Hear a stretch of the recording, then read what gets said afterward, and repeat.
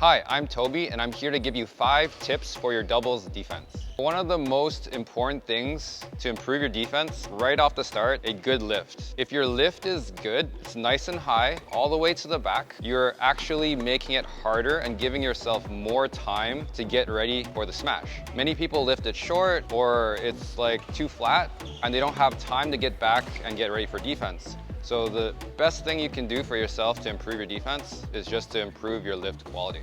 Okay, so stance is actually quite important. I know a lot of people prefer to do your racket hand, so I'm right-handed, so just to make it easier, my right foot will be forward. I prefer, if you're actually on defense, to be your non-racket hand foot first, because mainly it gives you more room to defend on your right hip. If you're right foot forward, you actually have a lot less time.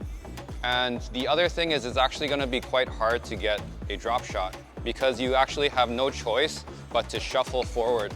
And that means you need to take that extra step. From a left foot forward stance, if they hit a drop shot, I can actually split and then actually get there and lunge because my left foot is already in place.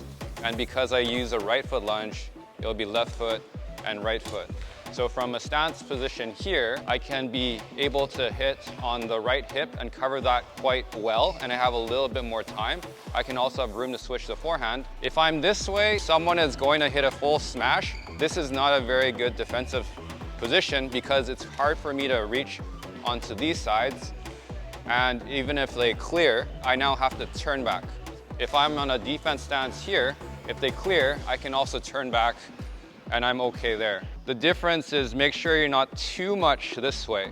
You want to be mostly facing your opponent, but have your non-racket foot slightly forward.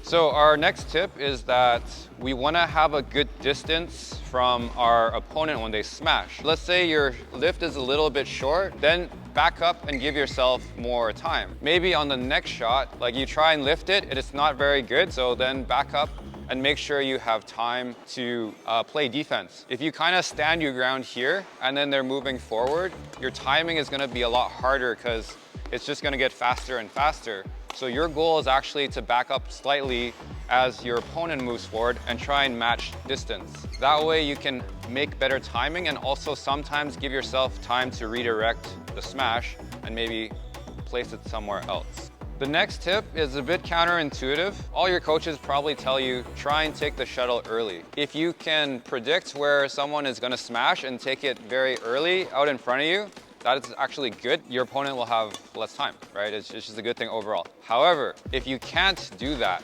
then I would actually recommend hitting the shuttle a bit closer. If I have my racket out on defense, I'm probably going to hit it around here anyway. If I hit it out too far, it's probably going to go the other way or cross court, right? So the idea is it's actually okay to place your racket a little closer to your body. That means you have a little bit more defense, time on defense. That also means your opponent will have more time to get ready for their next attack if they're able to follow up.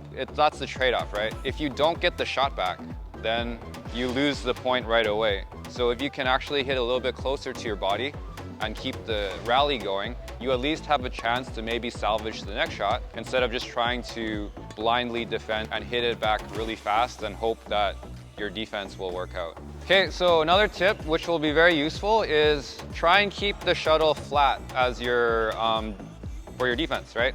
So sometimes the safest shot to do is just try and flatten it a little bit, because the flatter you hit a shot, that means their next return also has to be very flat in response. Your goal is to try and flatten it out a little bit, keep it a little bit more flat, and then you can slowly try and adjust so you get into a drive game, which is fairly even on both sides. And if your opponent decides to block a shot, then you can lift it again from the front, which is going to be much easier. So you're going to basically lift the shuttle in 2 shots, 1 drive and then 1 lift, instead of trying to lift it on the first shot. Okay, here's a bonus tip. If someone is smashing, you actually want to cover their best shot. They're jumping super high and they can hit the shot very steep, then you probably want to have your racket quite low, right?